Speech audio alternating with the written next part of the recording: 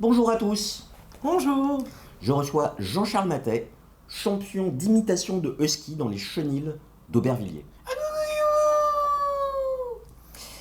J'aime Gerjou, ça fait longtemps, parce que Jean-Charles était parti, tu jouais moins, etc.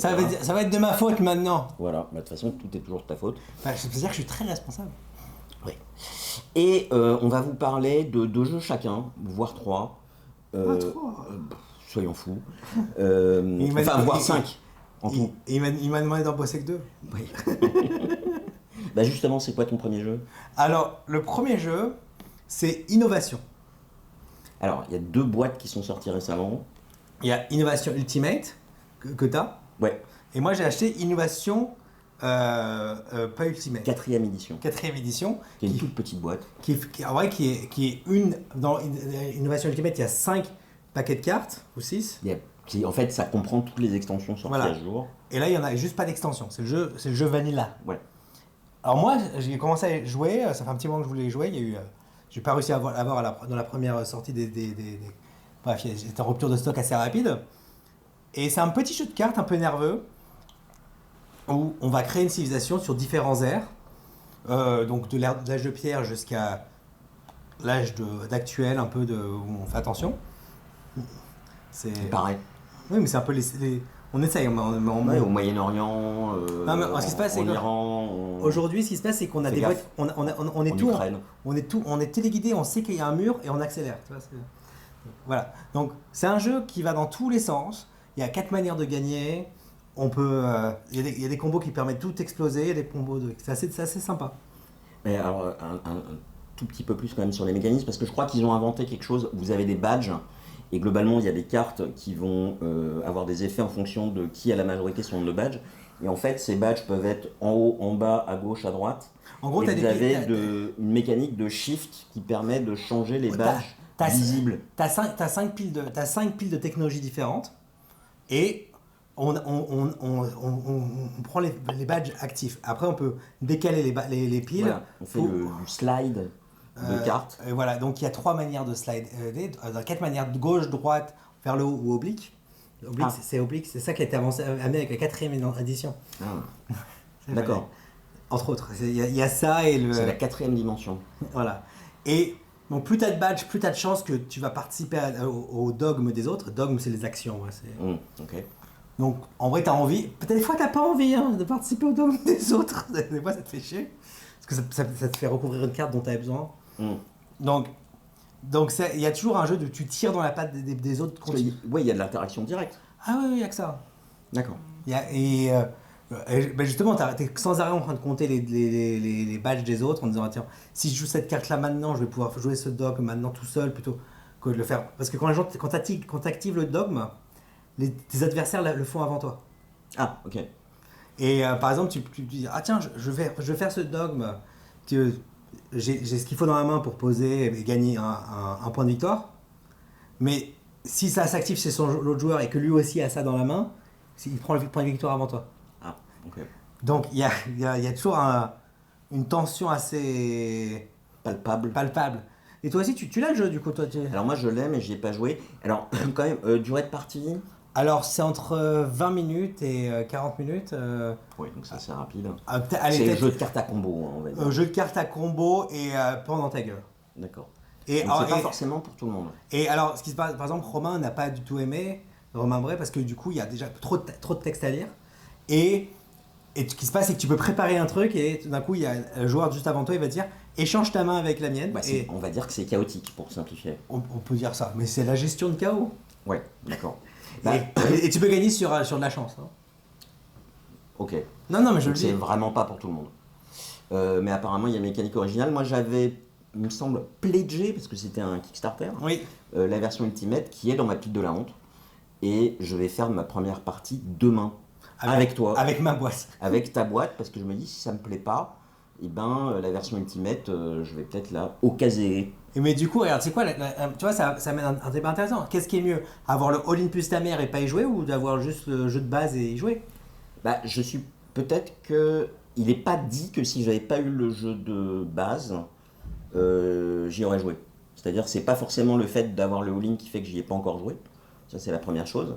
Deuxième chose, en fait, au moment où le Kickstarter est sorti, ils n'avaient pas annoncé, je crois, cette 4e édition en petite boîte. En vrai, c'était annoncé dans la boîte, mais ils n'avaient pas dit qu'ils allaient faire un jeu séparé. Ouais, voilà. Et ensuite, oui, il y a le facteur FOMO. FOMO, Fear of Missing Out, qui est la peur de manquer, c'est-à-dire... De passer à côté de quelque chose. Voilà, j'achète un jeu, supposons que je pledge un financement participatif aujourd'hui, où j'ai au choix le jeu de base ou le jeu de base avec des extensions. Je me dis, ça va être dispo que en Kickstarter, ou que en financement participatif en tout cas. Si je pledge pas les extensions, j'aurai pas forcément l'occasion de les trouver facilement. Si le jeu me plaît, je vais vouloir les extensions, donc je pledge le all-in plus ta mère.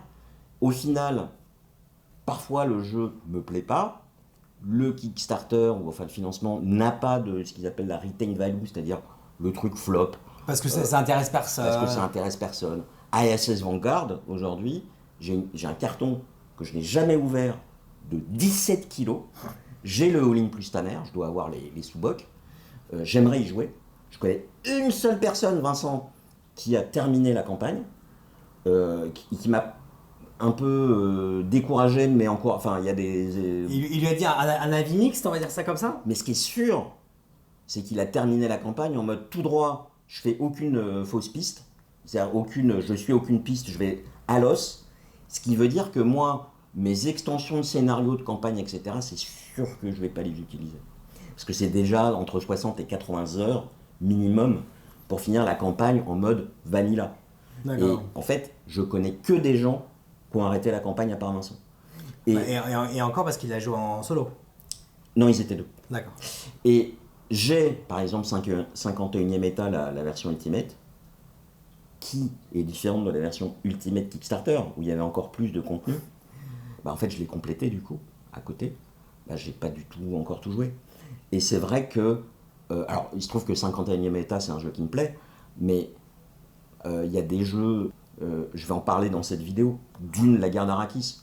Dune, la guerre d'Arrakis, je pense que j'ai pledgé le all-in plus ta mère, ton oncle et ta sœur. C'est un jeu de Simone, donc il y a beaucoup de choses qui viennent avec. Voilà. Il se trouve qu'il y avait 2 extensions, il y en a une 3e qui est sortie dans l'intervalle, qui était fournie avec le Kickstarter. J'ai la boîte exclusive avec du contenu exclusif, mais même ce contenu exclusif-là, je pense que je vous recommande d'acheter la boîte en version retail, en boutique, parce que c'est anecdotique en fait ce contenu supplémentaire, par rapport à l'intérêt de la boîte de base. Et moi je me dis, j'ai fait 5 parties de la boîte de base. Ce qui est pareil. Ce qui est bien, et c'est un jeu que j'aime beaucoup, en fait, avant de venir au bout de la rejouabilité et de la connaissance fine des cartes, parce qu'il y a des cartes de chaque camp, oui, j'envisage, et ça, je suis pas mécontent d'avoir pris des extensions. Mais déjà, les extensions, elles sont trouvables dans le commerce. Et ensuite, le contenu exclusif, c'est... Parce que Ultimate, là, il vient de sortir en français la boîte Innovation Ultimate. C'était pas annoncé que ça serait que ça serait dans la boutique et que du coup ça serait traduit en français. Ouais. En vrai, c'est assez improbable. Mais pour moi, il y a un problème plus général qui est du financement participatif. Je trouve que ça devient de moins en moins intéressant de faire du financement participatif pour plusieurs raisons. La première, c'est que vous allez payer des frais de port et de la douane là où souvent ça atteint la boutique derrière. Et pour les montants des financements, les frais de port sont gratuits. Et ensuite, souvent, vous êtes servi après les boutiques. Alors, à moins qu'il y ait du contenu exclusif où vous voulez absolument ça, mais est-ce que c'est justifiable ou pas? Ouais, ou que vous savez, par exemple les 18XX, par exemple, c'est un truc, par exemple, ce sera disponible que 1873, ce sera que sur la boutique du mec, ou que, ça sera très dur à trouver. Voilà.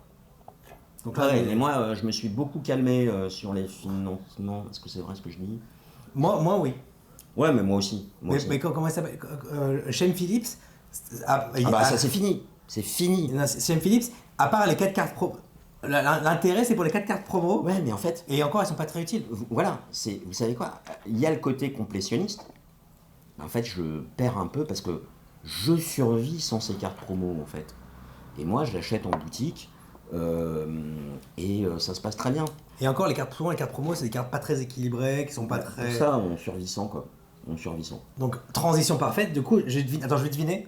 Arrakis, la guerre d'Arrakis. Ouais, Dune, la guerre pour Arrakis.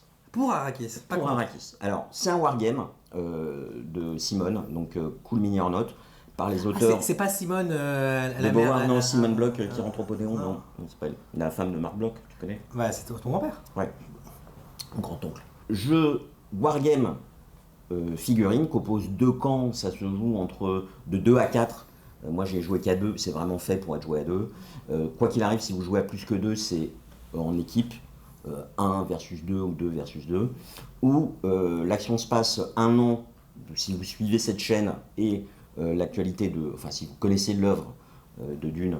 Sinon, vous pouvez regarder toutes les vidéos qu'on a fait sur Dune. Il y en a un paquet. Elles sont intéressantes et elles font partie des vidéos les plus regardées de la chaîne. Ouais, l'action se passe un an après la reprise de Dune, Arrakis, donc par les Harkonnen, aidés de l'empereur. Et les Harkonnen, globalement, doivent assurer la production d'épices et exterminer les derniers Fremen survivants. Jessica et Paul ont trouvé refuge auprès des Fremen et eux, ils vont faire des actions de guérilla pour essayer de freiner les Harkonnen. Et les Harkonnen, c'est les méchants. Les Harkonnen, c'est les méchants. Faut dire, Jessica, elle est gentille. Voilà.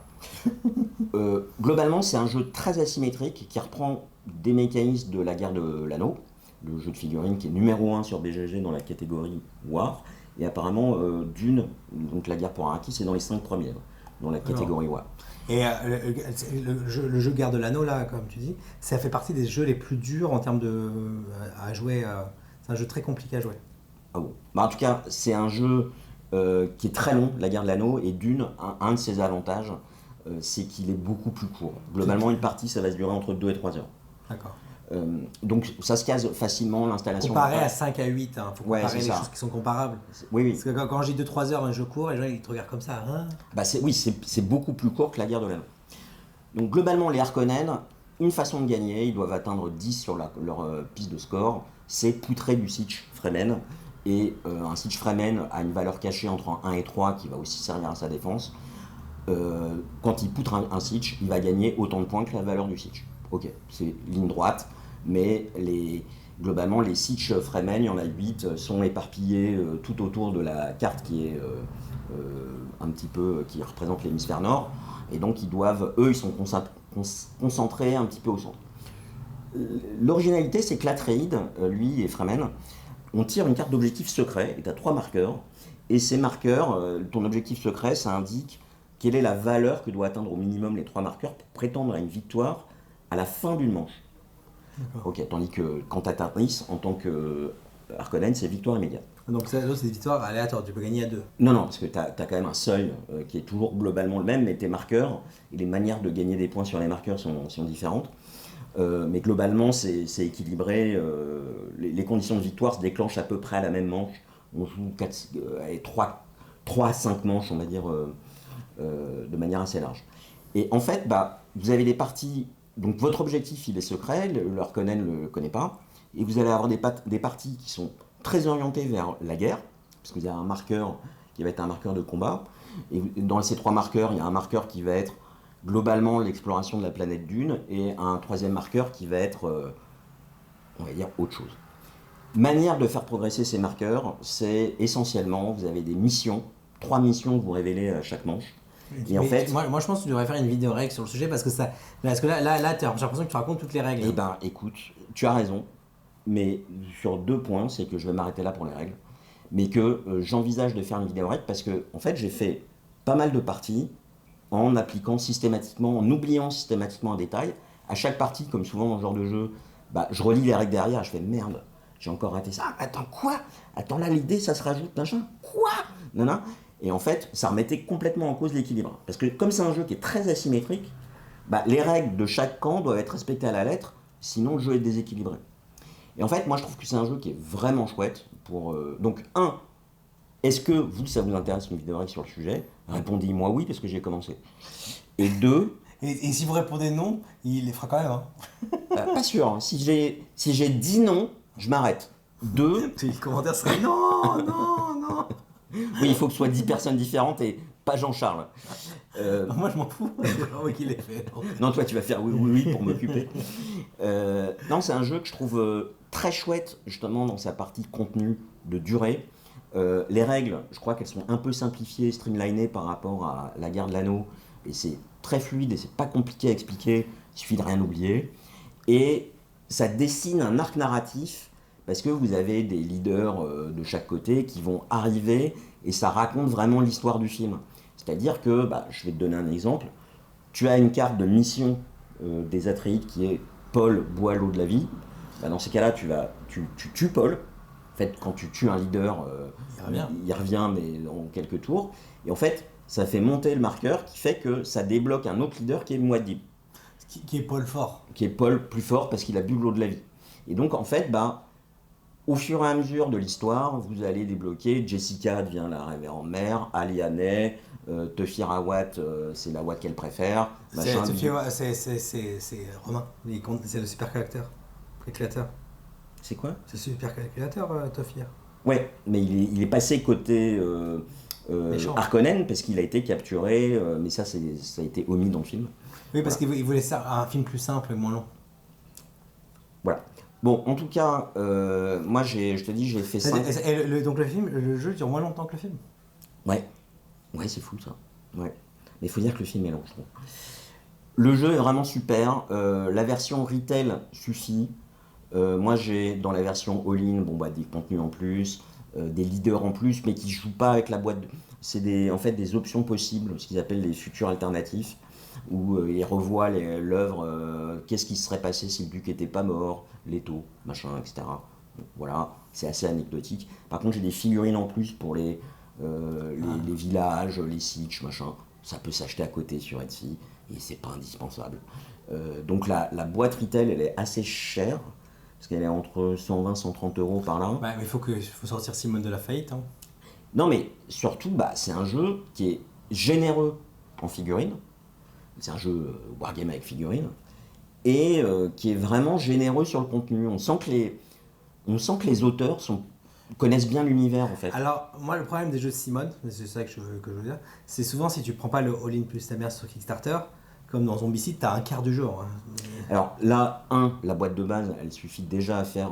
Moi, j'ai fait 5 parties and counting. C'est-à-dire que je cherche à en organiser parce que j'aime beaucoup le jeu. Pas avec moi, il m'a jamais appelé pour en faire une avec moi. Non, c'est vrai. Parce qu'il y a des cartes, il faut lire. Je sais pas si. Mais j'ai appris avec Innovation. Ah, oui. Mais des fois. Tu peux pas shifter à gauche, droite et en oblique. Et en fait, toutes les extensions, tu les trouves dans le commerce. En particulier chez Golden Maple. De toute façon, il n'y a qu'un endroit en France où on peut acheter tout, c'est en Belgique, c'est chez Golden Maple. Voilà. Et donc, il y a 3 extensions, la guilde spatiale, les contrebandiers et la guerre du désert, désertoire. Voilà. Et qui vont introduire des nouvelles unités, des règles, la guilde spatiale avec les... Bon, bref, c'est des stratégies en plus, etc. C'est pléthorique. C'est pléthorique. Il faut déjà s'habituer au jeu de base, connaître les cartes, parce que de part et d'autre, on va avoir des decks de cartes. Il faut savoir ce que ces decks peuvent faire, et puis ce que peuvent faire l'adversaire. D'accord. Voilà, génial. Moi, c'est un jeu qui est sorti en 2023 en anglais. Mais t'as été livré quand, en 2024 ? Non, mais moi j'ai fait le 2e pledge. J'ai effectivement en anglais. Et donc je l'ai découvert cette année. J'ai dit d'ailleurs... Il a fait, juste à noter, il a failli le revendre après sa première partie. Non, alors c'est pire que ça, et je l'ai dit dans une des dernières vidéos, c'est que j'ai pledgé, et ensuite j'ai fait une partie, je me suis dit putain mais pourquoi j'ai pledgé ça? C'est un jeu qui va demander beaucoup d'investissement, beaucoup de parties, c'est des parties très longues, etc.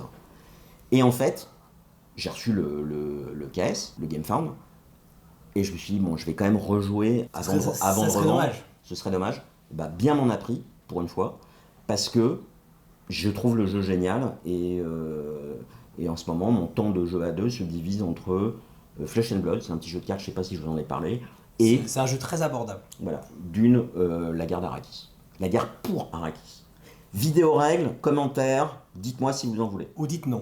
Dites non, dis non, je m'arrête et je ferme ma gueule. Est-ce que si une personne dit non 10 fois de suite, ça compte comme... Non, j'ai dit 10 personnes différentes. Ah mais je voulais vérifier. Essayez quand même. Méchant.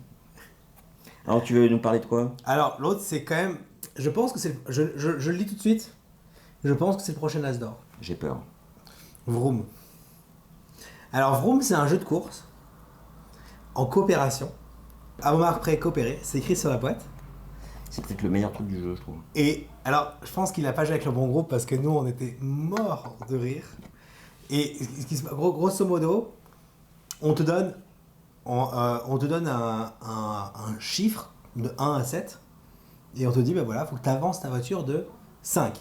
Mais il n'y a pas de référentiel de ce que c'est le 5. Secret. C'est-à-dire que tu pioches une carte et tu dois faire avancer ta voiture de la valeur de cette carte, mais les autres ne connaissent pas la valeur de cette carte. Et donc on pousse la voiture en faisant très important de faire vroom. Ce qui est très drôle, c'est qu'on a remarqué avec Romain, c'est que les filles, ils savent pas faire vroom. Ils font ils ont pas l'habitude. C'est auprès de, en tout cas les françaises, parce que vous avez des filles en Italie, en Espagne et en tout cas, au Portugal, elles savent. vous nous direz dans les commentaires à quel point je suis misogyne sur ces commentaires. Mais c'est pas grave. Mais en tout cas, c'était drôle parce qu'on a des filles. Généralement, c'est moi qui te mets mal à l'aise. Mais c'est pour équilibrer. Ouais. Alors, et ce qui se passe, c'est qu'on fait boum. Et le truc, c'est que ce qui est très drôle, c'est que peut-être pour moi, 1, ça veut dire ça, alors que pour lui, Joël, 7, c'est ça. Oui. Toi, 15 cm, c'est ça. Mais c'est pas les centimètres. Oui. Parce Non, que... je parlais d'autre chose. Ah, je sais pas. Et en gros, ce qui se passe, c'est qu'on doit, au bout de 5 manches, ou 4 manches, je sais plus, il faut qu'il y en ait au moins un qui ait traversé la ligne d'arrivée. Donc faut pas traverser la ligne d'arrivée avant aussi. Donc du coup, il y a toujours ce jeu, t'es tout près, tu pioches un... Si t'estimes mal au départ, c'est ça que ça veut dire. Bah oui, tu peux... C'est que tu te retrouves à franchir la ligne d'arrivée trop tôt. Et du coup, tout le monde perd. Parce que globalement, carte après carte, on va faire avancer ces voitures. Et ensuite, parce que t'as pas dit et ensuite, on regarde, une fois on regarde, il faut qu'il y ait une personne qui traverse la ligne d'arrivée, l'ordre d'arrivée, et l'ordre d'arrivée doit correspondre aux chiffres sur nos cartes. Voilà, on fait la somme de tous ces chiffres, et ça doit correspondre au classement des voitures. Donc c'est un jeu coop, un peu à la The Mind. The Mind. En vrai, le créateur du jeu a joué à The Mind en marchant, et il s'est dit, mais en vrai, putain, vroom. Voilà, c'est vraiment... Et je pense qu'il n'a pas eu plus d'idées que ça. Alors, il y a des modules à ouvrir dans la boîte. Il y a le module météo où il faut avancer, faut repousser la voiture en soufflant dessus. Tu sais qu'au départ, moi je pensais que c'était un jeu de pichenette. Ah, tu peux le pousser en pichenette, s'il y a du vent. Non, s'il y a de la pluie. Ah, je pensais qu'il fallait cracher dessus. Non, c'est quand c'est de la... Enfin bref, il y a différents... Et franchement... Il y a des scénarios. Il y a différents modules, c'est des petits modules, il y a des trucs qui rajoutent. On s'est marré. Au début, j'y croyais pas trop. Quand Romain m'a pitché, j'y croyais pas. J'y croyais pas du tout. J'y ai joué. J'ai instant buy. Juste pour info, je vais animer un grandeur nature de jeu ouais, c'est vrai, à Aubervilliers le 4 juillet. Aux Poussières, je serai là-bas. Mais donc, tu es en voiture. Non, on va faire ça avec des balais magiques, parce que c'est plus le thème, la magie. On a adapté le thème, mais... Ça n'a rien à voir avec Vroom, alors. Mais non, c'est Vroom. Vroom, c'est pas mal. Et voilà, donc on en a trouvé un autre nom. Alors, moi je trouve que la boîte est super séduisante. Le matos c'est vraiment chouette. Et moi, ça a fait exactement l'inverse que toi. C'est-à-dire que Romain me l'avait pitché au retour de Cannes. Et je me suis dit, ça c'est un jeu pour moi. Parce qu'en ce moment, il est dans le thème de la course. Ouais, mais bon, c'est pas du tout un jeu de course. Mais... Coopératif. Et en fait, j'ai un ami, Nicolas, qui l'a ramené un soir. On était 4. Et on a joué à ça. Et puis, on commence à faire vroom. Et Christophe était assis en diagonale. Et on s'est regardé.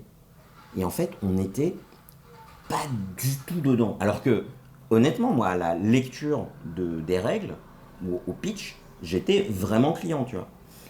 Et je me dis, mais tu l'as dit, je pense que c'est extrêmement sensible à la table, à l'humeur.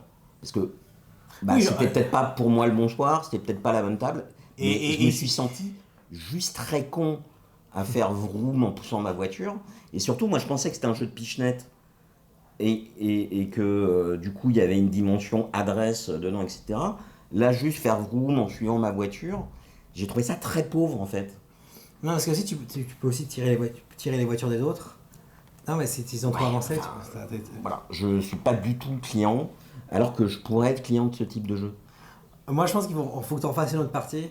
Euh, C'est pas le temps que ça prend qui est dissuasif pour essayer, mais et avec des gens drôles autour de la table. bah pourtant, en plus Nicolas il adore ce jeu et tu vois, Mais Christophe, je le connais pas. bah, Est-ce que c'est quelqu'un de drôle? Oui. D'accord. Et il y avait Jonathan. Ah, je pense que peut-être que toi, peut-être que vous étiez ronchon le jour-là et ça. Et Jonathan, il a aimé le jeu?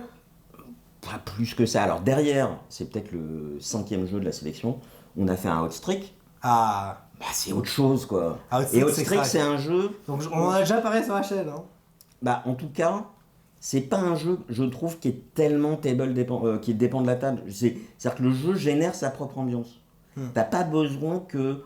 Ah, euh, alors, oui, mais le alors- jeu t'indique qu'il faut il y ait quelqu'un qui fasse 3, 2, 1, machin. Il faut que. Alors, juste pour te dire dans l'autre sens, moi j'ai joué à ce jeu avec ma soeur et des gens de ma Lequel? famille. À Outstreak. hmm Four total. Ouais, mais c'est. Non, mais C'est ça ta famille. Oui, bah, on est d'accord. Il préfère jouer à Secret Hitler. Parce que là, il disait mais je comprends pas, mais on contrôle aucun des personnages. Ouais, mais est-ce que t'as fait les mêmes erreurs de règles qu'avec nous? Même pas, j'avais les bonnes règles. Parce qu'il y a 3 règles qui représentent 3 phrases. Hein, c'est pas... Et, Et ouais, j'ai fait une petite erreur de règle. ça changeait tout. Il Ouais, n'y avait ouais. plus de contrôle du tout. Justement, il y en avait plus dans la version, mais bref. Non. Anyway, l'idée, c'est que des fois, des jeux d'ambiance, tu peux tomber sur une table où ça marche pas. Ouais, quand ouais, tu passes. ouais. Donc moi, ma soeur m'a Mais regardé. quand ça tombe sur. Moi, c'est-à-dire que regarde. ça marche pas à mon niveau, Non, bah, mais- j'ai moins envie de. Non, mais répéter, ce qui se quoi. passe, c'est que ma soeur, mon neveu, ça, ils m'ont regardé, ils m'ont fait. Ouais, c'est quoi l'intérêt? Je dis, bon, je jouerai pas avec vous, c'est pas grave, vous êtes Ouais, pas ouais. drôle. Mais, tu vois, je veux dire, alors que j'ai pas encore essayé Vroom avec eux, euh, mais je pense que ça marcherait peut-être mieux. Moi, je. Ouais. Moi. Enfin. Donc, moi, mon deuxième jeu, c'est. Eh ben, j'arrive en retard, j'arrive après la guerre. Tebaï. Alors, restez. Tebaï, c'est je ne connais pas. c'est un T-game. T-game, donc les jeux hantés comme Tzolk'in. Donc avec des fantômes. Voilà. Tabanoussi, Tiletom Co. Tebaï, c'est donc sur la ville de Thèbes. C'est un jeu de David Turci qui a. Ouais, parce qu'il s'appelle Turci, monté. Voilà. C'est un jeu, donc Board and Dice, qui a été localisé par Intrafin, que je remercie parce que j'ai eu le service de presse, qui a eu des retours très mitigés de la part de Yoel First Player, qui l'avait noté dans les bons jeux sortis de l'année dernière. Ça n'a pas forcément été une année si extraordinaire que ça. Je ne dirais pas que c'est le meilleur des jeux de la collection, mais moi j'aime bien. Boris aussi est revenu dessus en disant que c'est boursouflé. Sylvain me dit c'est l'enfer. Romain me dit c'est l'enfer. Mais c'est quoi le jeu? Parce que, Attends. parce que pour l'instant tu dis que c'est de la merde, mais tu dis. Non, mais moi ce que je dis à Sylvain et Romain, vous verrez, l'enfer c'est bien pire. Le jeu, c'est assez abstrait comme tous les jeux hantés. À chacun de vos tours, vous avez un plateau perso. Vous allez utiliser un de vos dés citoyens sur votre plateau perso ou sur un plateau commun. Plateau commun qui est constitué des différentes tuiles des plateaux perso. Vous débloquez votre plateau perso en enrichissant le plateau commun. Et ensuite, vous déplacez votre archonte sur ces tuiles. Et donc, il y a 2 niveaux de jeu. Le niveau des dés, qui est au ras du sol, et le niveau des archontes, qui est sur les tuiles qu'on a débloquées. Ça va permettre de récupérer des ressources, faire des actions qui permettent de, une fois par tour, faire des contrats. On a une rivière de cartes de contrats et certaines actions permettent de récupérer des contrats. Il y a 10 tours. À la fin de chacun des tours, va y avoir soit des petits bonus ou des manières de marquer des points qui sont donc... On a 5 tours visibles à l'avance. Et 4 fois dans la partie, tu vas avoir des envahisseurs qui veulent envahir Thèbes. Et toi, tu vas placer sur une des 10 colonnes Des murs. des soldats pour résister. Et tu vas avoir un jeu de majorité, de force de soldats. Donc c'est un peu comme Merve alors. Non, parce qu'en fait, tu vas marquer des points en fonction de ton nombre de points d'excédent des attaques. C'est pas juste de la défense. Tu vas péter la gueule. Et tu vas avoir en grande famille de stratégies, une stratégie guerre et une stratégie autre guerre qui va être contrat plus déblocage de plateau. Et surtout, un des éléments importants d'interaction, qui est souvent une interaction croisée dans ce type de jeu comme dans Tabanoussi, qui est que quand ton archonte, en fait, il saute par-dessus des dés, Les dés, tu les places entre tes tuiles. Quand un archonte passe au-dessus d'un dé adverse, la valeur augmente. Ouais, Et quand il passe au-dessus d'un de tes dés à toi, la valeur diminue. d'accord. Problème, quand tu repasses au-dessus d'un de tes dés et qu'il est déjà à sa valeur minimum, tu perds 3 points. Donc tu es encouragé à passer au-dessus des dés adverses. Problème, quand il augmente au-delà d'une certaine valeur, en fait, il s'inscrit dans un scoring de fin de partie, ça fait marquer des points, donc à ses adversaires. D'accord. Et en fait, il va falloir composer Je avec crois ça. que j'ai tout compris, mais j'ai rien compris. J'espère que tu mettras des images parce que Ouais. là c'est un peu abstrait. Mais c'est un jeu qui est assez abstrait. Par contre, faut pas être un teubé pour jouer à ça, j'ai l'impression. Voilà, c'est un jeu qui est assez brûle-neurone en planification de ressources. Oh là, teubé. Il a mis 5 minutes. Hein. J'ai mis 5 minutes. Je suis pas habitué. Moi, j'ai trouvé très bonne. Et que certainement plus long que Tabanusi ou Donc, du coup, Tabanusi, c'est un jeu qui peut être long. Mais est-ce qu'il y a beaucoup de downtime? Il y a du downtime, mais en fait, plus la partie avance, plus il y en a, parce que tes contrats, tu vas essayer d'en réaliser qui sont de plus en plus gros. Mais c'est pas dramatique, parce que en fait, tout le monde est... En fait, tu réfléchis pendant le tour des autres, et il y a une grosse interaction. D'accord, donc ça c'est intéressant. Est-ce que c'est un jeu où c'est un jeu à combo comme à Tilitum où tu peux te retrouver à 15 Alors, actions? justement, moi j'aime pas Tilitum parce que il y a pas de tension sur les ressources à Tilitum, j'ai trouvé. Et Tilitum, moi il y a des parties où j'ai maximisé toutes mes pistes. Et en plus, Tilitum, j'ai pas. Ça, on n'aime pas. Ça, j'aime pas, et j'ai pas trouvé qu'il y avait, à part sur le draft 2D, une interaction qui était fantastique à Tilitum. T'as des courses à gauche à droite, mais globalement chacun part dans son coin. Là, t'as une interaction qui est forcée par le jeu, et de toute façon, tu vas aller voler les emplacements. T'as aussi 2 pistes qui représentent l'ordre du tour et les départages de combat. Et en fait, tu vas tirer la bourre sur ces pistes-là. Enfin, t'as pas mal d'interactions. Nombre idéal pour y jouer, Sylvain il m'a dit il a détesté, mais il n'avait pas appliqué les bonnes règles, donc il a trouvé qu'il n'y avait pas d'interaction. Et 2, il a joué à 4. Il ne faut pas y jouer à 4. Donc tous les jeux en T, de toute façon, les règles, par définition, c'est à 3. Parce que T, ça veut dire 3. Bah non, Tolkien ça joue très bien à 4. Non mais... Je donne des moyens mémotechniques. Oui, mais il faut dire la vérité. La vérité, Tabanusi ça joue très bien à 4. Et Tabanusi c'est très court. Là, 2, j'aimerais bien essayer. Mais je pense que ça risque d'être un peu serré, manquer d'interaction sur le plateau principal. Je pense que le bon nombre, c'est 3. Et une partie à 3, il faut compter 2 heures, 2 heures et demie. En tout cas, les premières parties, c'est sûr que c'est pas moins de 2 heures et demie. Et je pense que ça peut se réduire à... 2 heures et demie et combien de temps de jeu réellement? Ah non, c'est 2 heures... Enfin, tu veux dire par personne? Ouais. C'est à peu près divisé par 3. D'accord. Ouais. C'est un jeu qui est exigeant. Et en plus, l'autre va potentiellement prendre des positions qui font que toi, il faut que tu révises tes plans au moment où c'est à toi de jouer.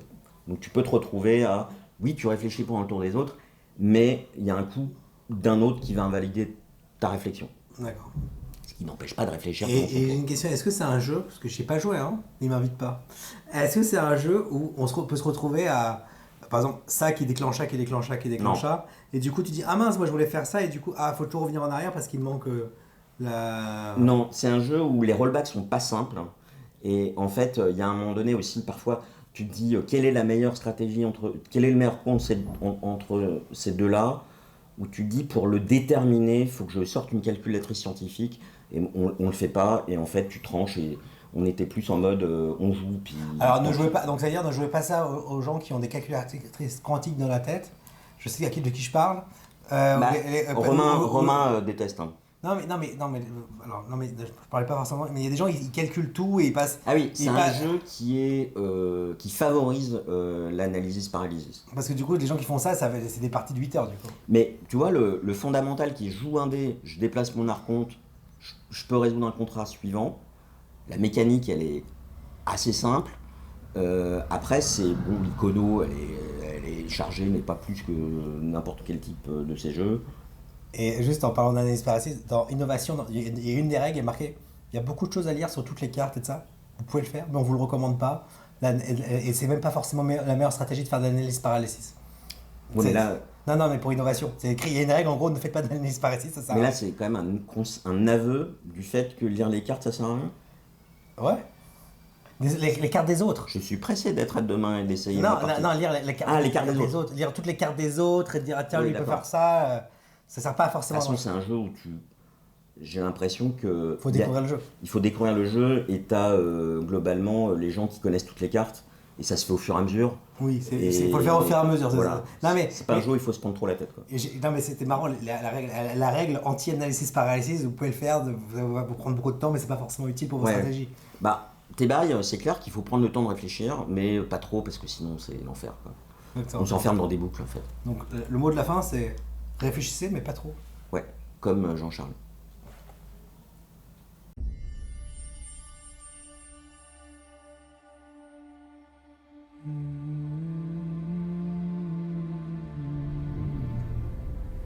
Si on a une fille, comment on l'appellera? On devrait l'appeler Ganima. Parce qu'il lui faudra être forte. Comme sa mère.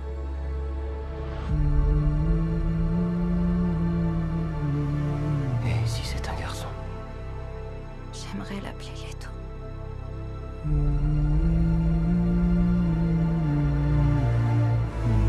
Pour qu'il ait la sagesse de son grand-père.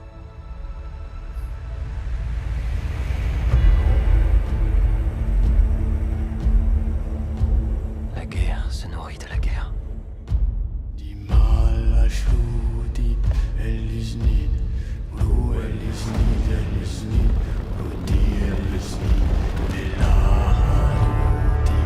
Plus je me bats, plus fort nos ennemis ripostent.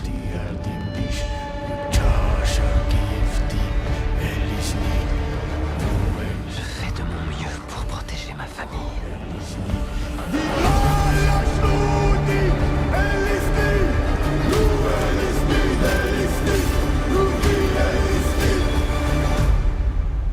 Comment père faisait-il?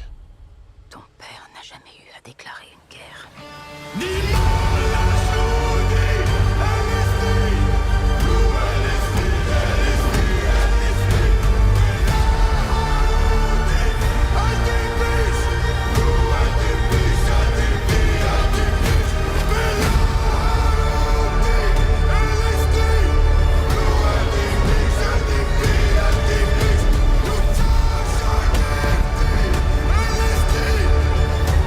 Je n'ai pas peur de mourir. Mais je ne peux pas mourir. Pas encore.